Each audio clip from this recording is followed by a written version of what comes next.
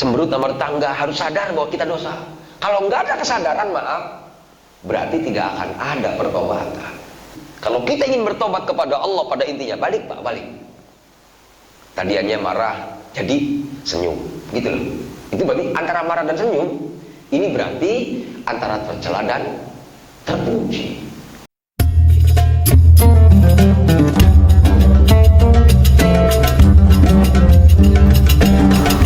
Bismillahirrahmanirrahim.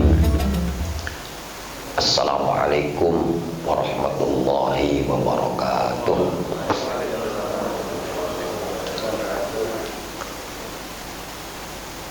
Innal hamdalillah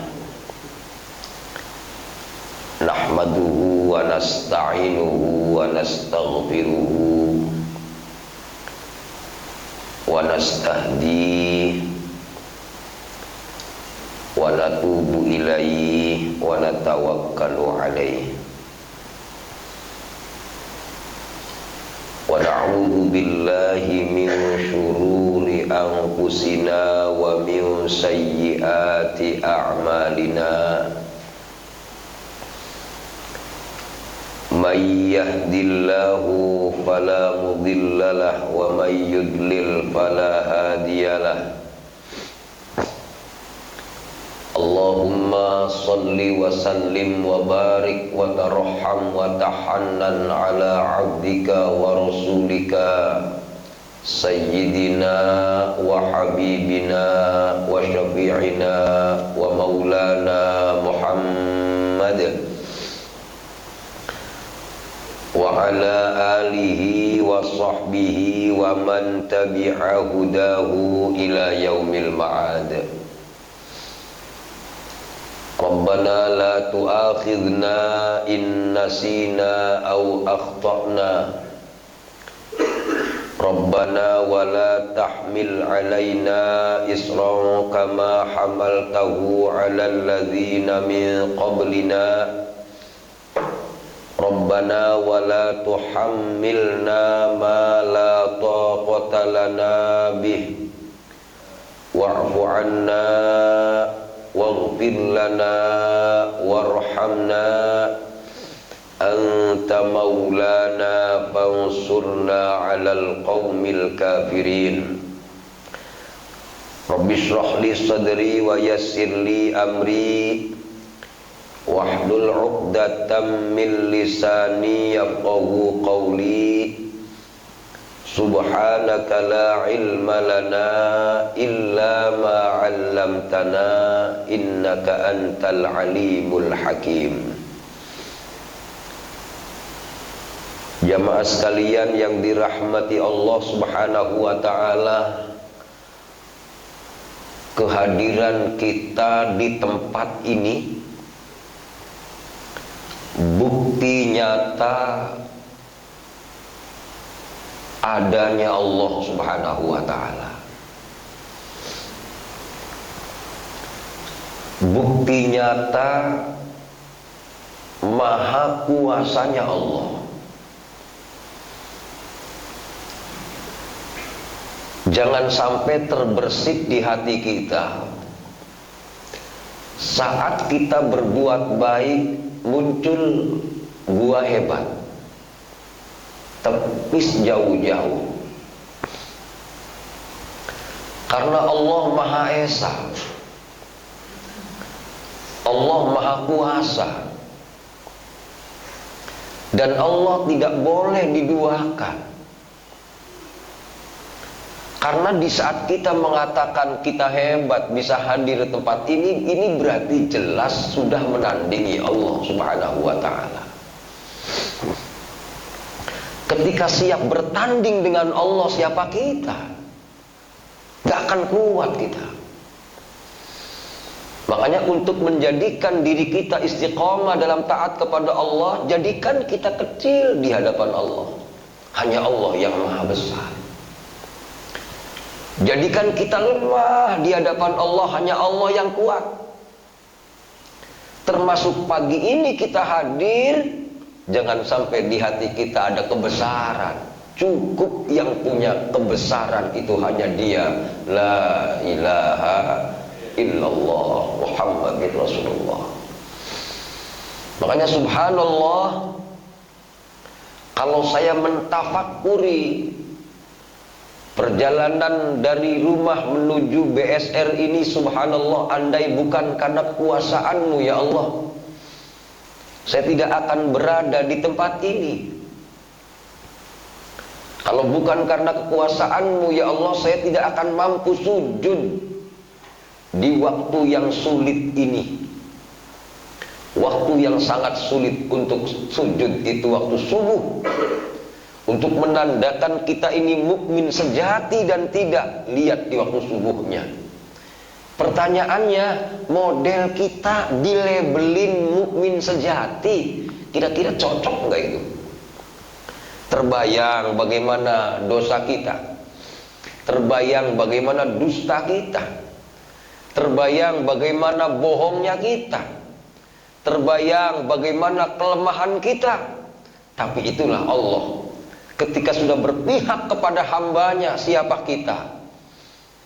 Tetap ketika Allah mau dan ketika Allah berkehendak membimbing hambanya, Allah subhanahu wa ta'ala di dalam Al-Quran Allah katakan, innama amruhu idza arada syai'an ayyaqula lahu kun fayakun. Ketika Allah menginginkan sesuatu, cukup Allah mengatakan kun, yang artinya jadilah, maka sesuatu itu akan terjadi. Termasuk pagi ini kita hadir, inilah kun fayakunnya Allah, ya.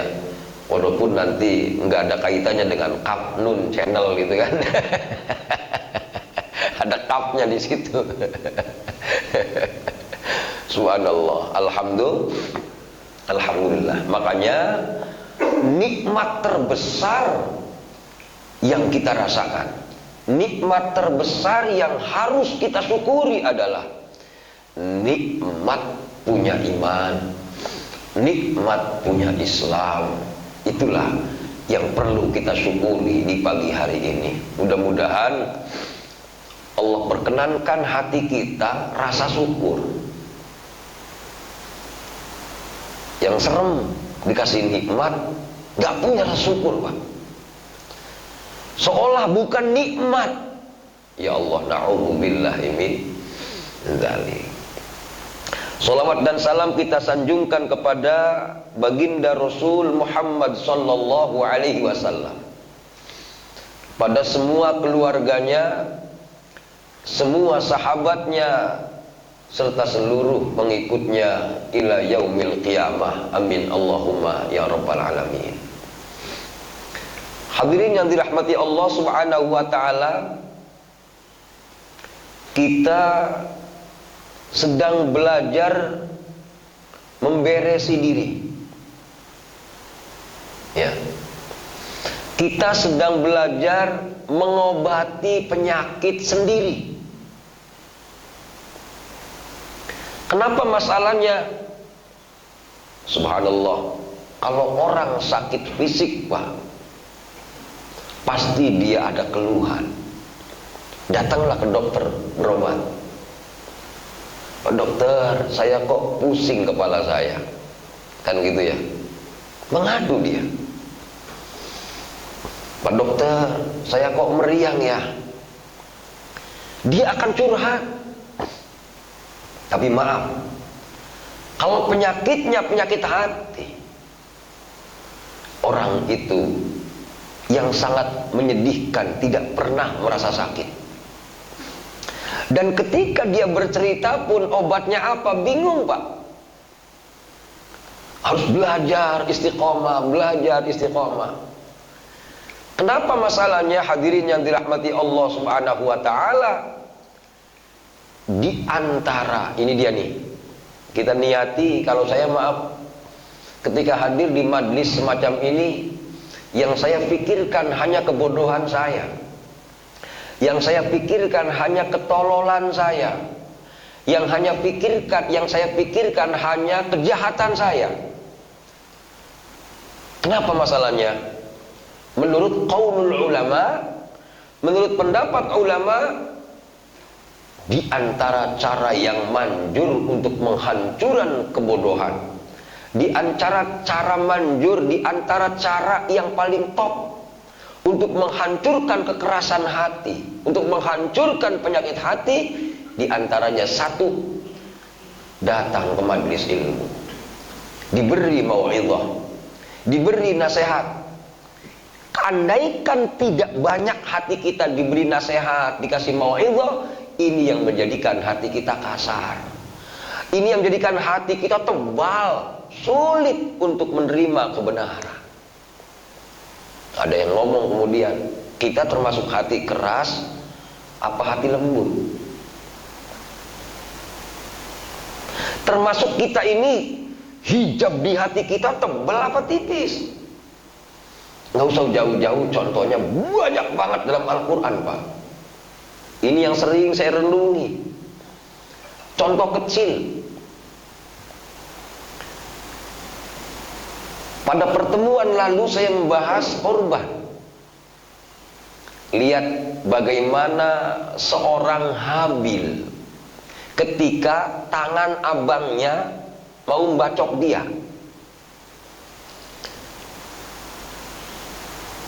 Apa ucapan Habil? Satu, Qabil mengatakan, la'aqtulannak, wahai adekku, aku akan bunuh kau. Lihat Pak, seseorang yang hatinya bagus dan tidak, saat dihadapkan dengan keburukan masih tetap bagus nggak pembicaraannya. Bapak nih, Bapak tahu hatinya lembut dan tidak, gampang. Di saat Bapak menemukan ada orang yang gak suka sama Bapak, muncul gak kalimat baik dari mulut Bapak ketika dalam kondisi semacam itu? Makanya lihat contohnya yang gampang, yang pada pertemuan lalu kita sudah pelajari bagaimana Qabil ingin membunuh adiknya. La'aqtulannak, aku akan bunuh kau. Bahasa Habil luar biasa. Innama yataqabbadullahu minal muttaqin. Keluar dari mulutnya, Allah hanya menerima korban orang-orang yang bertakwa. Dah, yang diabadikan Allah itu dalam Al-Quran. Baru kemudian si Qabil tuh udah ngangkat tangan, mau bacok. Apa jawaban Habil? La in basatta yadaka ilayya litaqtulak, inni ma ana bibasiti yadiya ilaika, inni akhafullaha rabbal alamin. Kalau bahasa kitanya, bahasa kampung kitanya, wahai abang, ketika kau angkat tanganmu untuk membunuhku, sungguh aku tidak akan mengangkat tanganku membunuhmu, karena aku takut kepada Allah Subhanahu wa ta'ala. Kira-kira model kita yang hadir di tempat ini, andai ada orang yang begitu, apa yang kita kerjakan? Gua sikat nih. Tuh bukti nyata kesombongan kita. Kita renungi lagi perjalanan Ibrahim deh. Ya Allah, saya pelajari sejarah Nabi Ibrahim. Pada pertemuan lalu saya terangkan bahwa Nabi Ibrahim itu mengorbankan Nabi Ismail setelah peristiwa pembakaran.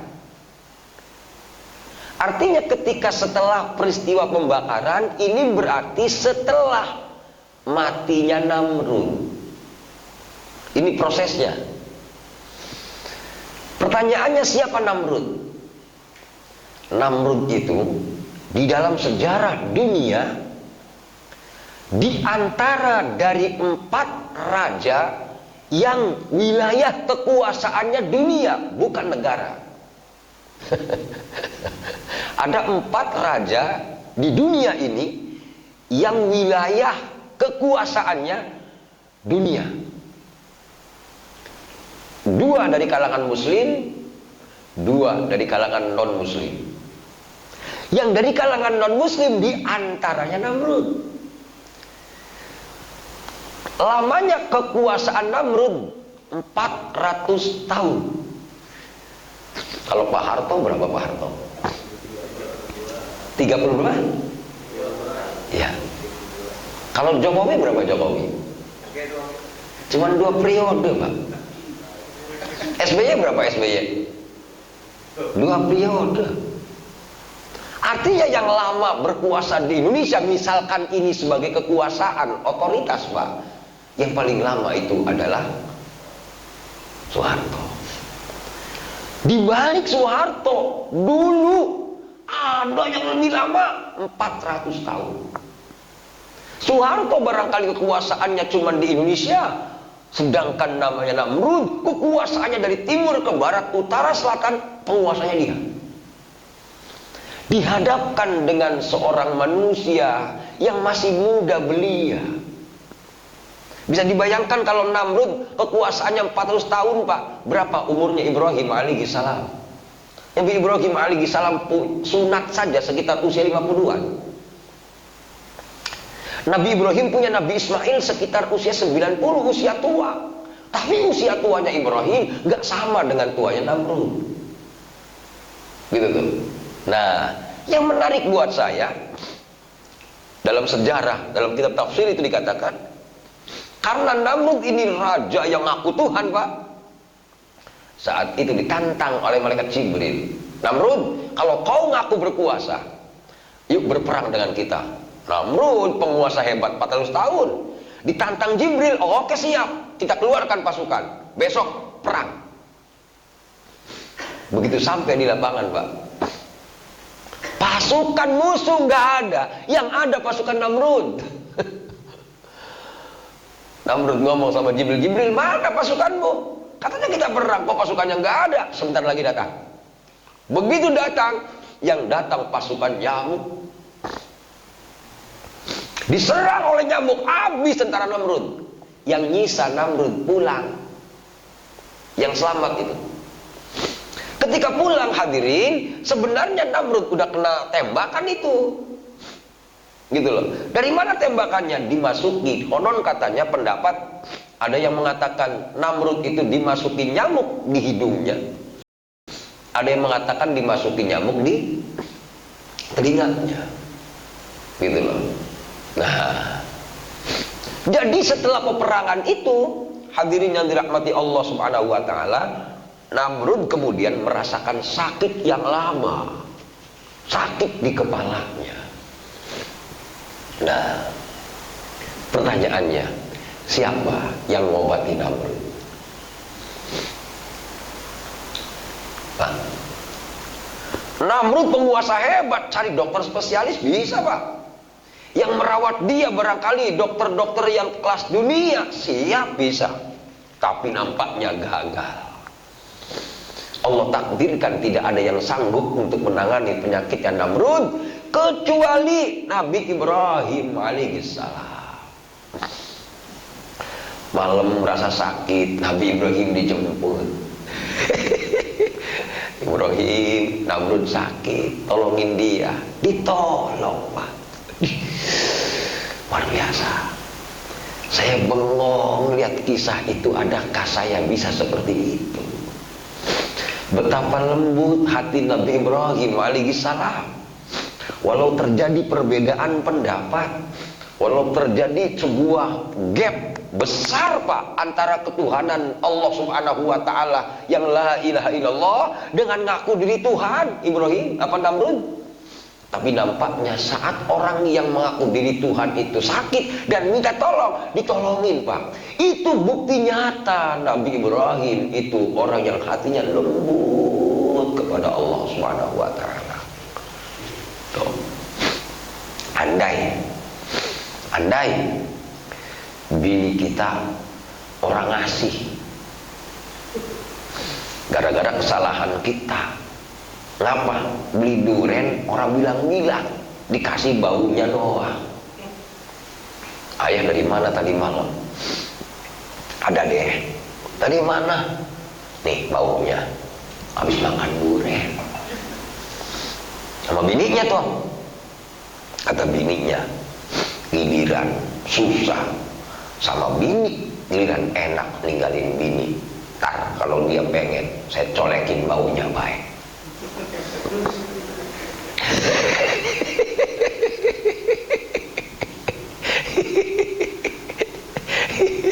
Gitu. Nah, begitu colekin baunya baik, pernah dikasih, marah nggak kita? Besokannya kemudian bini kita minta duit, dikasih orang. Saat terjadinya orang-orang di sekitar kita nggak suka sama kita, kemudian kita masih berbuat baik kepadanya, itu bukti nyata hati kita lembut.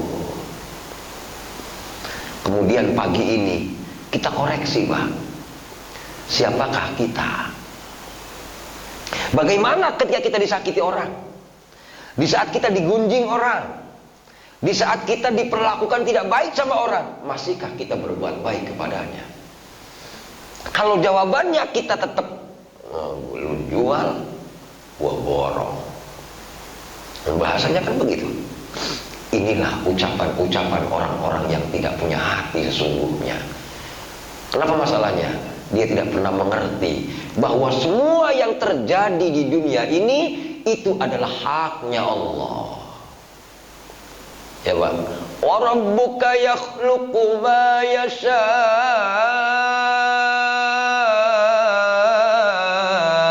wa yakhtar.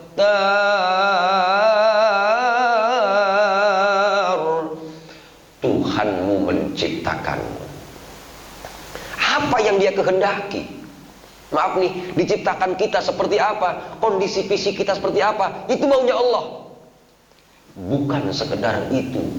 Yang Allah tentukan untuk kita, wa yakhtar. Allah pilih kita. Pilih orang yang mencintai kita siapa. Dipilih Allah orang yang benci kita siapa. Dipilih Allah takdir rezeki kita seperti apa. Semua. Saat Allah takdirkan dia dihadapkan dengan sesuatu yang tidak enak, mampukah dia mengembalikan itu kepada Allah? Yang saya suka ucapan dari Siti Asia yang tadi subuh saya bacakan ayatnya itu. Wa daraballahu mathalan lil ladzina amanu imra'ata fir'aun idh qalat rabbi ibni li indaka baitan fil jannati wa najjini min fir'auna wa 'amalihi وَنَجِّنِي مِنْ فِرْعَوْنَ وَعَمَلِهِ وَنَجِّنِي مِنَ الْقَوْمِ الظَّالِمِينَ. Itu ayat, kalau saya pahami Pak, posisi Siti Asia ditarik sama kuda Pak, sama laki sendiri. Tuh, ketika ditarik sama kuda, ditarik-tarik dengan kuda mau dibunuh itu. Yang keluar dari mulut Siti Asia bukan memaki orang yang menariknya, tapi ucapannya sama Allah langsung, Rabbi, wahai Tuhanku, ibnili indaka baitan fil jannah. Jadikanlah sebab takdirmu aku ditarik sama suamiku seperti ini, jadikan ini penyebab engkau membangunkan rumah untukku di surga. Hebat tuh, keren itu. Makanya apa? Nabi Nuh istrinya kafir Pak. Saat banjir itu melanda, apakah kemudian bini kurang ajar, mampus lo, bagian gua tolongin? Apa seperti itu ucapan Nabi Nuh alaihi salam? Tapi nampaknya si naik. Makanya dalam sejarah Pak, Nabi Nuh itu istrinya kafir. Nabi Nuh tidak pernah menceraikan istrinya sampai wafat. Coba kalau model kita, bini kafir, orang wadon mah takutnya mau orang wadon lagi, gua kawin lagi bahaya.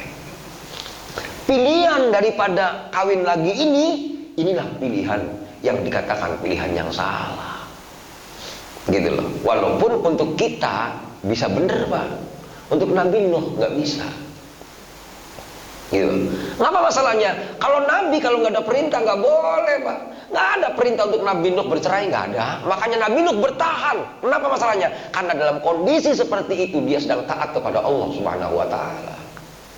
Kalau model kita kan boleh choice, Pak. Umat Nabi Muhammad enak. Ada perceraian, Pak. Nabi Nuh nggak ada. Yang berhak mendapatkan syariat perceraian illa Rasulullah Shallallahu Alaihi Wasallam, yang lain nggak ada. Paling yang ada bintik-bintik zaman Nabi Ismail tuh. Makanya Nabi Ismail pernah ada berita suruh menceraikan istrinya, perintah Nabi Ibrahim alaihissalam. Gitu loh, Pak. Ada yang ngomong kemudian, itu kan Nabi Nuh dalam Al-Quran ganas bener. Ya Allah, ya, la tadhar 'alal ardi minal kafirina dayyara. Innaka intadharhum yudhillu ibadaka wa la yalidu illa fajiran kafara. Ya Allah, hancurkan mereka orang yang gak mau taat kepadamu. Ya Allah, andaikan kau tidak hancurkan mereka, dari mereka akan muncul kafir-kafir baru. Itu ungkapan-ungkapan Nabi Nuh, Pak. Hampir mirip ketika terjadinya perseteruan kontestan politik. Ya Allah, jangan jadikan dia. Andaikan dia jadi, kami takut akan terjadi kekafiran-kekafiran baru. Tahun kapan itu? Seperti orang mengerti doa itu, ngikut doanya Nabi Nuh alaihi salam dalam Al-Quran. Padahal dia nggak ngerti Nabi Nuh saat mendoa semacam itu, Pak, maaf, langsung dimansuk dengan ayat yang lain. Hati-hati kalau benar Quran itu. Nabi Nuh aja doanya, ya Allah, kalau kau tidak hancurkan mereka, akan muncul kafir-kafir baru. Hancurkan mereka ya Allah. Dia bilang ikut Nabi Nuh. Iya. Nabi Nuh aja doanya seperti itu. Padahal Nabi Nuh dalam surah As-Saffat menyesal, Pak, dengan doa itu. Kemudian Nabi Nuh mengatakan, Rabbi inni maghlub fantasir. Rabbi, wahai Tuhanku, maghlub, aku kalah. Kalah dengan apa? Kalah dengan nafsu. Diuji dengan berdakwah, dilemparin batu. Ketika ada dakwah, mereka tidak mau mendengarkan dakwah. Mereka menutupi telinga mereka. Diuji ketika Nabi Nuh berdakwah, kemudian mereka menutupi baju mereka di muka mereka. Saat seperti itu Nabi Nuh nggak tahan. Kemudian Nabi Nuh mengatakan, ya Allah, hancurkan mereka. Tapi maaf, kalimat ini dilihat tafsirnya. Ternyata kalimat ini kemudian dimunculkan kalimat yang lain sebagai penyesalan Nabi Nuh akan doa itu. Apa penyesalannya? Ya Allah, aku kalah saat itu. Kalah dengan nafsuku. Nah, kita di saat kita dihadapkan dengan sesuatu yang kita tidak suka, kemudian kita melontarkan kalimat-kalimat keburukan, kalimat kebencian, kalimat dendam, itulah bukti nyata bahwa kita sedang dalam kondisi hati yang keras. Nah, makanya kemudian apa solusinya? Solusinya adalah bertaubat kepada Allah Subhanahu wa ta'ala. Nah, hadirin yang dirahmati Allah, makanya di sini saya membaca bukunya Imam Asy-Sya'rani. Awwalul wasiyah alaika ayyuhal akh bil istiqamah fit taubah. Wahai saudaraku, kata Imam Asy-Sya'rani, pastikan dirimu untuk istiqamah dalam bertobat kepada Allah Subhanahu wa ta'ala. Wastaqim kama umirta. Istiqamahlah dalam bertobat kepada Allah sebagaimana Allah perintahkan kepadamu. Sekarang pertanyaannya sederhana, Pak. Bagaimana kalau kita nggak bertobat? Kata Imam Asy-Sya'rani, taubat itu, Pak, ibarat gambarannya nih, kita pengen bangun rumah, kita panggil arsitek, gambar nih keinginan rumah kita seperti ini. Kemudian kita beli batu buat pondasi, kita siapin cek rayap, tukang kita panggil, kemudian tanahnya belum beli. Mau bangun di mana? Ya udah, karena nggak ada tanahnya, Kali BSR kita jadiin rumah. Kira-kira mungkin nggak rumah itu berdiri? Jawabannya pasti tidak mungkin. Makanya kata Imam Asy'arani mengatakan, kama anna man la ardun lahu la binaa lahu. Orang yang tidak punya lahan, Pak, pastikan orang itu tidak mungkin akan bisa bangun. Lalu apa kiasnya tanah? Dan apa kiasnya bangunan? Ternyata kiasnya tanah itu adalah taubat. Kiasnya bangunan itu adalah amal. Alias, hadirin yang dirahmati Allah Subhanahu wa taala, ketika orang itu tidak istiqomah di dalam bertaubat kepada Allah Subhanahu wa taala, maka sulit orang itu punya amal yang dijaga amal itu untuk bekal pulang menghadap Allah di yaumul qiyamah. Bagaimana sih sulitnya Ustaz? Begini Pak, maaf nih, saya ngaji seperti ini, bisa saja amal saya ini, maaf, digerogoti dengan penyakit hati. Saya ngaji bukan ingin mendapatkan ridho Allah, tapi justru saya ngaji ingin menampakkan bahwa saya hebat. Ini namanya amal yang ternodai, amal yang digerogoti dengan penyakit-penyakit. Inilah orang-orang yang amalnya tidak terjaga di hadapan Allah. Bapak, maaf nih, ngasih nafkah sama istri, Pak, itu pahala paling besar yang Bapak keluarkan. Nafkah itu sama anak, sama bini, Pak, banding yatimnya jauh, Pak. Cuman di saat Allah Subhanahu wa taala ingin menjaga amal Bapak melalui nafkah ke keluarga, digoda tuh bini cemberut. Tapi di saat Bapak bini cemberut, di saat Bapak istri nggak nurut misalkan, tapi amal Bapak dijaga Allah, Pak, saat itu kemudian dia berani mengatakan, walau kondisi seperti apapun dia bini saya, itu tanggung jawab saya di hadapan Allah. Ya Allah, saya akan berikan nafkah untuk anak saya, istri saya. Inilah amal yang dijaga Allah Subhanahu wa taala. Kenapa amal ini dijaga Allah?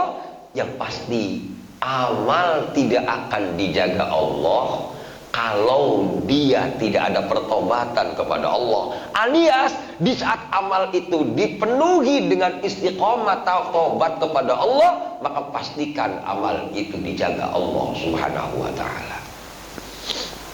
Yang bahaya, Pak, bertahun-tahun beramal, amalnya acak-acakan terus.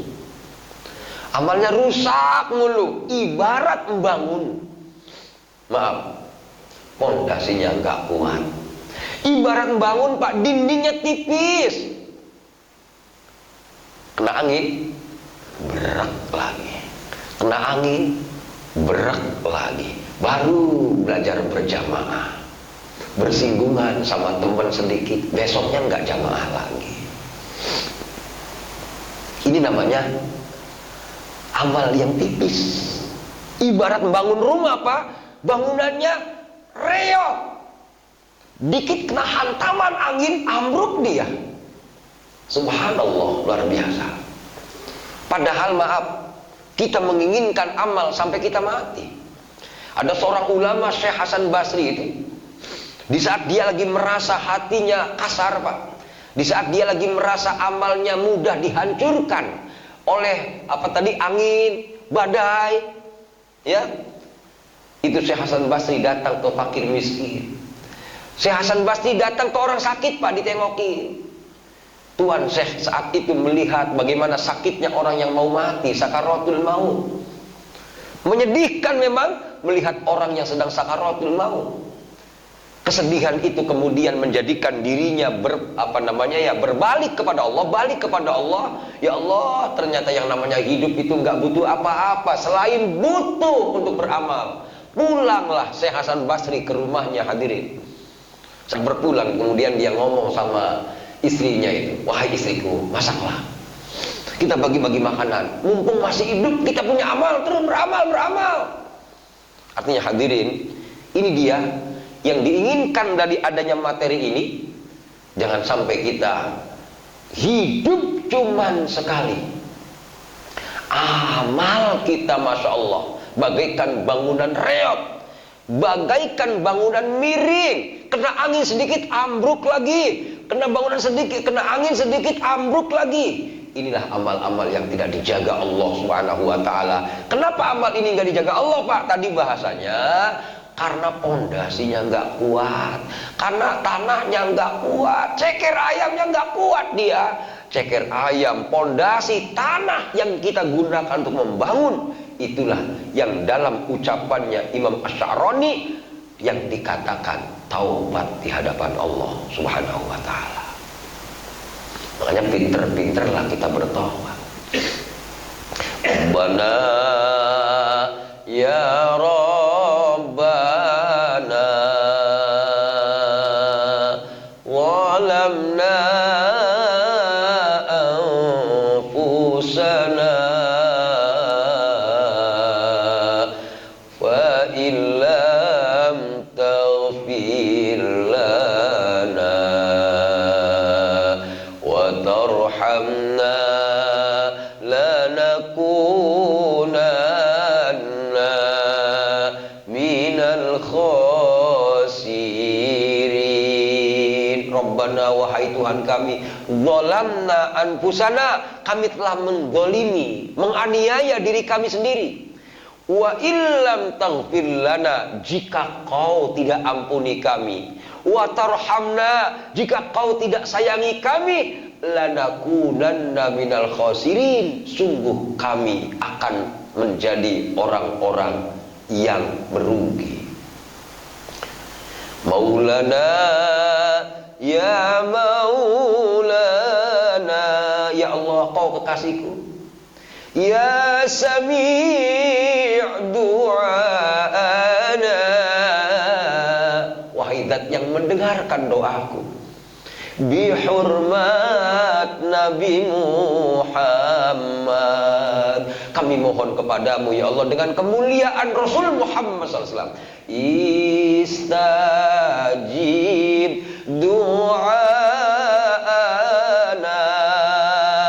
kabulkan doaku ya Allah. Seorang Nabi Adam, Masya Allah, satu dosa, langsung beliau balik dan bertobat kepada Allah. Satu dosa. Kita numpuk dosa, orang mau tobat kepada Allah. Ngapa masalahnya? Yang ditakutkan dia nggak kenal dengan dosanya. Yang ditakutkan dia nggak merasa berdosa. Makanya hadirin, maaf nih, tobat itu apa sih? Fil lughati, at-taubatu fil lughati huwa ar-ruju'. Yang namanya tobat di dalam definisi etimologi Pak bahasa itu artinya kembali. Bapak dari sini main kemari nih, balik lagi kemari lagi, tobat. Tuh. Jadi besok-besok Bapak main aja. Ya. Habis main ngapain? Balik lagi. Gitu. Jadi boleh ngayap boleh, ngayap boleh. Yang penting balik. Ya. Ngayap lagi. Kadang-kadang kan ngayapnya bocoran.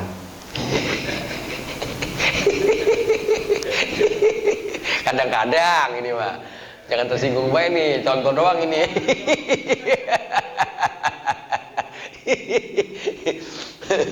Iya, asal jangan bawa-bawa wadon baik.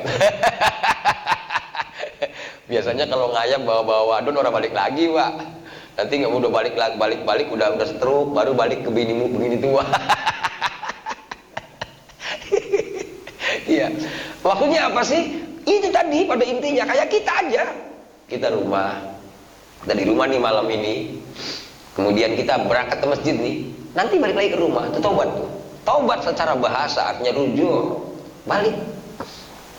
Nah, nanti secara istilah Pak, yang namanya tobat itu ar-ruju'u amma kana madmuman fi syar'i ila ma huwa mahmudun fi syar'i. Ingat-ingat Pak, yang namanya tobat dalam konsep syariat, dalam definisi syariat, itu adalah kembali dari sesuatu yang dicela dalam syariat ke sesuatu yang terpuji di dalam syariat.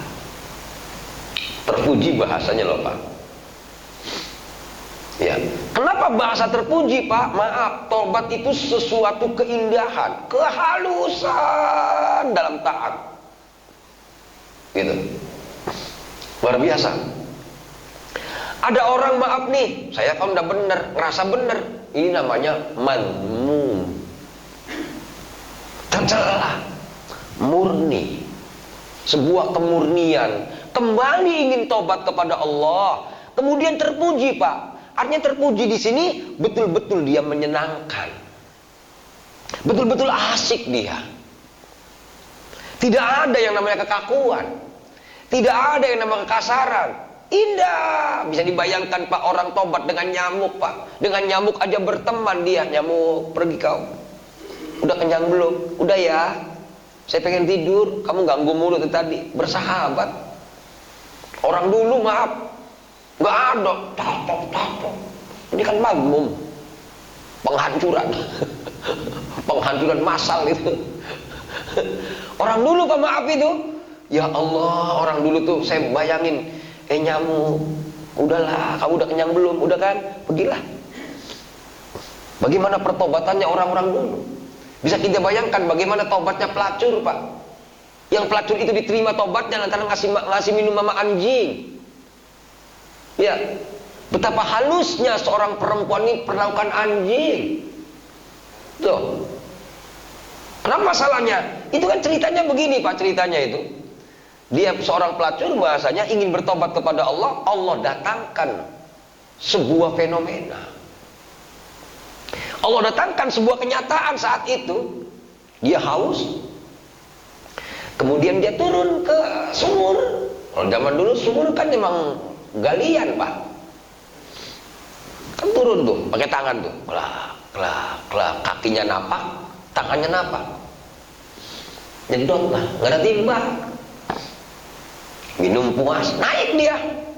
Begitu naik di luar, ada anjing yang sedang napas terengah-engah, kemudian dia menjulurkan lidahnya karena dia haus. Hatinya ada bersitan, kasihan dia. Nggak ada timba, nggak ada plastik. Dia turun, ngambil sepatunya sendiri. Karena zaman dulu sepatu itu apa namanya, khauf Pak. Khauf itu sampai ke lutut dia. Dia gigit tuh sepatu itu, turun ke bawah. Dia sendok, dia ciduk itu air, kemudian dia gigit lagi. Dia naik ke atas, hanya memberi seekor anjing. Itu yang dikatakan mahmudah. Amalan-amalan yang tadiannya tercela dalam syariat kembali ke terpuji di dalam syariat. Itu namanya orang yang bertobat kepada Allah Subhanahu wa ta'ala. Hadirin, artinya gini, kalau kita ingin bertobat kepada Allah, pada intinya balik Pak, balik. Tadiannya marah jadi senyum, gitu loh. Itu berarti antara marah dan senyum, ini berarti antara tercela dan terpuji. Yang tadiannya buang muka, ada orang buangin muka mulu, mukanya atu-atunya dibuangin mulu Pak, habis.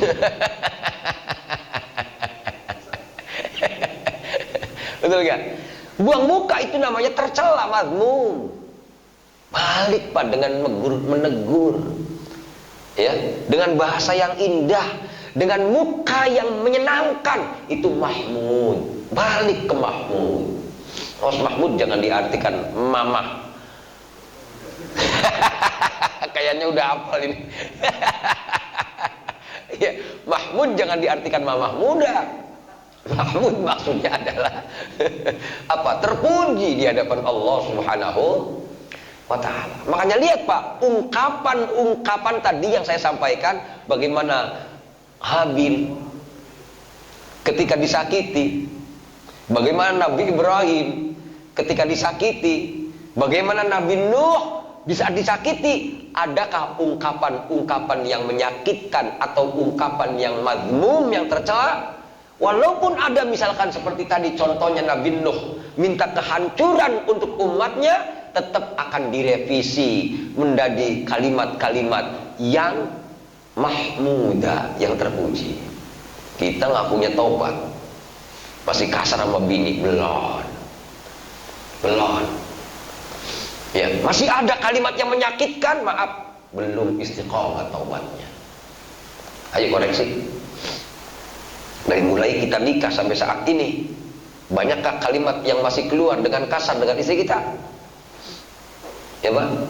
Masih ada. Ini berarti masih butuh dipoles lagi, dipoles lagi, dipoles lagi. Inilah yang dikatakan istiqamah bitaubah. Terus Pak, taubat lagi, taubat lagi, taubat lagi, taubat lagi. Nah, hadirin yang dirahmati Allah Subhanahu wa taala. Syaratnya taubat apa? Sebenarnya syaratnya taubat itu cuma dua. Ya. An-nadamu ala dzanbi, yang pertama. Dia menyesal akan dosanya. Yang pertama tuh. Yang kedua, al-i'tiraf bihi. Dia sadar bahwa dia itu menyesal. Dia sadar bahwa dia itu berdosa. Ada orang yang berdosa nggak sadar dia berdosa, nggak akan muncul pertobatan. Ya, ada sih menyesal, tapi menyesalnya bukan karena dosanya, juga bukan pertobatan namanya, Pak. Paham nggak maksudnya? Ada yang ngomong kayak gini, qala al-ulama anna min syarti taubah al-iqla' wal azam alla ya'ud. Ada ulama yang mengatakan kalau taubat menyesal doang. Tadi syaratnya taubat menyesal dan sadar bahwa dirinya berdosa. I'tiraf, kenal bahwa dirinya berdosa. Harus sadar Pak, memaki istri sadar bahwa saya dosa. Ya. Cemberut sama tetangga harus sadar bahwa kita dosa. Kalau nggak ada kesadaran, maaf, berarti tidak akan ada pertobatan. Ada lagi yang ngomong kemudian, ya kalau sadarnya doang, kemudian tidak mencabut dan tidak punya keinginan untuk tidak kembali. Kan katanya ada syarat tobat itu harus punya keinginan agar tidak kembali ke dosa itu lagi. Kata Imam Asy'arani, sebenarnya kualitas penyesalan kita, kualitas kesadaran kita saat kita berdosa dan kualitas kita menyesal itu tinggi, Pak. Maka itu yang akan menjamin orang itu tidak akan balik lagi ke keburukan yang sama. Nah, makanya berarti yang penting di saat kita ingin baik, Pak, munculkan penyesalan. Di saat kita ingin bertobat kepada Allah, munculkan penyadaran. Penyadaran apa? Nah, yang paling gampang, Pak. Kalau saya pernah itu pusing dengan taubat itu. Saya pernah diomong sama guru saya yang di Barukbuk itu, Abah Mupasir itu, kamu istiqomah. Bagaimana istiqomah, Abah? Apakah saya harus istiqomah ngaji? Bukan itu. Istiqomah apa, Bah? Sholat, Bah? Enggak. Cukup istiqomah bersama Allah Subhanahu wa ta'ala. Saya bingung, ya Allah. Nah, saat itu saya lagi tawaf tuh. Selesai tawaf, saya minta sama Allah, ya Allah, aku minta bimbinganmu. Bagaimana saya bersama Engkau? Itu tiba-tiba muncul bersitan tuh, Pak. Ketika hati kita berpaling dari Allah, itu berarti kita tidak bersama Allah. Contoh saya ngaji nih. Hatinya harus selalu connect nih. Ya Allah, Kau mengawasiku. Kau sedang mendengarkan ucapanku. Kejujuran saya saat menyampaikan materi. Tidak ngarang maksudnya. Apa adanya sesuai dengan yang ada di kitab. Itu seolah-olah dikontrol Allah Subhanahu wa ta'ala. Nah, kemudian Kemudian ini mentok materi, ada pertanyaan, ngarang Pak, hilang merasa diawasi Allah, ini berpaling namanya. Itulah hijab-hijab kita. Yang jadi masalah Pak, kenapa kita banyak melakukan dosa? Pada intinya kita ini belok. Dibilangin jangan bicara kasar, Allah ngeliatin kamu malah kasar tuh. Ini namanya belok. Tidak sedang bersama Allah SWT. Makanya kemudian hadirin yang dirahmati Allah SWT, yang harus dimunculkan di saat kita ingin bertobat, ingin menyesal adalah saat kita melakukan dosa itu, pada intinya kita lepas dari Allah Subhanahu wa taala. Pertanyaannya, adakah amal itu dikatakan amal kalau di sana tidak ada niatan bersama Allah Subhanahu wa taala?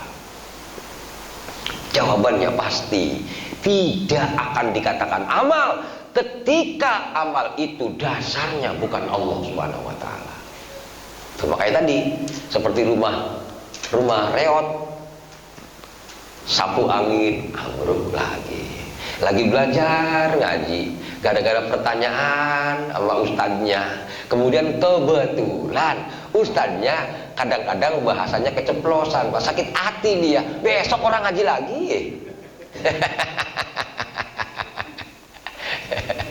Artinya rapuh banget. Kenapa masalahnya kok rapuh banget semacam ini? Inilah tidak kokoh bagaimana pertobatannya di hadapan Allah Subhanahu wa taala. Inilah yang dikatakan orang yang tobatnya nggak kuat. Tapi ketika dia kuat, hadirin, mudah dalam penyesalan, balik lagi, besokannya tersinggung lagi, istighfar lagi, berangkat lagi. Besokannya masih ada konfrontatif dengan teman, besokannya rangkulan lagi, terus jadi amal semua di hadapan Allah SWT. Ada yang nanya kemudian, Ustaz, bagaimana saya tobat istighfar istighfar Ustaz, tapi saya kok balik lagi ya. Kayak tadi tuh, marah sama istri dosa besar tuh Pak, marah sama bini dosa gede. Bisa nggak kayak Rasulullah, nggak marah sama bini? Dinasehati kayak gini nih, sadar nih, pulang ke rumah sayang sama bininya. Besokannya, biasa dah, orang wadon pengen muter ke mall, ngomel lagi tuh, gagal lagi. Bagaimana kalau seperti ini? Apakah termasuk taubat? Nah, di dalam kitabnya Imam Asy'arani mengatakan, ketika kita ini balik lagi ke dosa yang sama, ketika kita setelah bertobat, Pak, maaf, asal tobatnya tidak dibarengi dengan syirik. Pak, maksudnya tobatnya barengan syirik, Pak. Tobatnya karena terpaksa karena ketahuan bini, istighfar tuh. Kalau gua udah tobat mah ini bini kita kabur. Tuh. Berarti dia istighfar takut bininya kabur. Syirik namanya. Tidak akan kuat seperti ini. Istighfarnya maaf lantaran takut kalau seandainya jabatannya copot, misal. Nyesel gua. Penyesalan tobatnya duna syirk, tidak ada syirik. Walau memang dia setelah bertobat itu balik dengan dosa yang sama, tetap itu dianggap sah tobatnya di hadapan Allah menurut versinya Imam Asy'arani. Apa ya? Artinya Bapak jangan kapok itu. Sudah belajar baik rumah tangga, lantaran parkir mobil naik lagi, Allah istighfar lagi, nggak masalah Pak, balik, yang penting balik, rujuk, jangan sampai kemudian dituruti Pak. Besok nih gua parkir mobil, pengen tahu nih gerasi dia narohnya, ya berantem mulu beres-beres. Gitu loh. Kenapa masalahnya? Nggak ada mau balik dia. Nah, hadirin yang dirahmati Allah Subhanahu wa taala. Ini yang pertama, Pak. Artinya yang penting kalau kita menyadari bahwa kita berdosa, kemudian kita istighfar, mohon ampun kepada Allah, kita bertobat kepada Allah, kemudian setelah itu kemudian kita balik. Jangan ragu-ragu balik lagi, Pak. Yang pertama. Yang kedua, kata Imam Asy'arani, duna huquqil khalqi. Jangan ketika bertobat, Pak, jangan ada embel-embel hak orang lain ada di kita. Contoh, gua tobat nih, orang bakal baik nyakitin temen. Ih, duit temen belum dibalikin. Sama aja bohong. Bukan tobat itu. Berarti ada haknya makhluk yang ada di kita, tertolak tobatnya. Kok tertolak, Ustaz? Main menghakimi sendiri aja. Bapak silakan mati, Pak. Nanti kita bertemu di yaumul qiyamah. Kenapa masalahnya? Allah Subhanahu wa ta'ala dalam hadis itu kan jelas banget dikatakan, di saat kita bermasalah dengan teman kita, kita bertobat pada Allah, Oke, Allah terima tobatnya. Tapi nanti di yaumul qiyamah Allah panggil kita. Sini. Nih, kemarin lu punya utang sama dia nih. Bayar. Karena saat itu kita tidak punya duit lagi, sudah nggak ada duit yaumul qiyamah. Iya kan? Sudah tidak ada lagi kerjaan di sana, hingga akhirnya bagaimana cara bayar hutang kita? Caranya adalah amal lu dibuang kemari, amal lu. Ini berarti maaf, ketika kita bertaubat ada kaitan dengan hak adami, maka maaf, hak-haknya Allah masih ditegakkan, Allah masih mengadili kita di yaumul qiyamah. Yang jadi bahaya gini, Pak. Bapak bertobat sama Allah. Tobatnya tobat apa? Tobat ngomelin orang. Tobat ngomongin orang. Maaf, seberapa banyak orang-orang yang kita omelin, istighfar kita diterima tobatnya oleh Allah, tapi kita tidak pernah minta maaf kepada sesama kita. Tetap haknya Allah akan berlaku untuk kita. Besok di yaumul qiyamah kita dipanggil Allah, sini, lu pernah ngomelin dia, minta maaf sama dia. Sudah nggak ada pintu, nggak ada maaf di sana, nggak ada bayar di sana. Dengan cara apa dibayarnya? Amalmu buat dia. Inilah yang dikatakan bertobat sih bertobat, tapi dia jadi orang yang bangkrut di hadapan Allah. Ngapa? Amal segitu banyak yang pernah dia kerjakan di dunia diambil buat orang lain. Ini namanya hak adami, Pak. Makanya Imam Asy'arani mengatakan, ketika Anda melakukan tobat, syarat tobat yang benar, jangan sertakan syirik dalam tobatmu. Artinya jangan terpaksa tobat itu. Jangan duakan Allah saat istighfarmu. Yang keduanya adalah jangan sampai ketika kau bertobat kepada Allah, hak adami kau langgar. Apa hak adami itu? Hak adami terbagi dua, Pak. Ada hak adami mal, harta. Balikin harta orang kalau memang ada di kita. Ya. Kemudian hak yang namanya al-irdu. Apa irdu itu? Kehormatan. Pernahkah kita mencaci orang? Pernahkah kita merendahkan orang? Masya Allah, saya kadang-kadang suka diam kalau baca kitab seperti ini, Pak. Saya sering merendahkan murid saya. Saya berkali-kali kalau mau umroh itu, saya ngumpul sama murid-murid itu, kumpul semua. Saya pengen minta maaf sama kalian. Karena pernah terjadi, Pak, maaf nih. Gara-gara saya nyuruh anak muter lapangan karena dia nggak hafal. Mungkin saya waktu itu dengan gedeg kali. Bocah sih orang abal-abal, muter lapangan. Saya nggak mengerti bagaimana anak ini punya penyakit asma atau tidak. Itu saya masuk Masjidil Haram 50 meter, Pak, lumpuh kaki saya, Pak. Merangkang saya tawaf sa'i, Pak. Ya Allah, saya mikir waktu itu, saya perasaan nyanyi di panggung sama cewek cakep udah kagak dah. Waktu saya udah nggak pernah lagi gitu loh, Pak, semenjak saya taubat.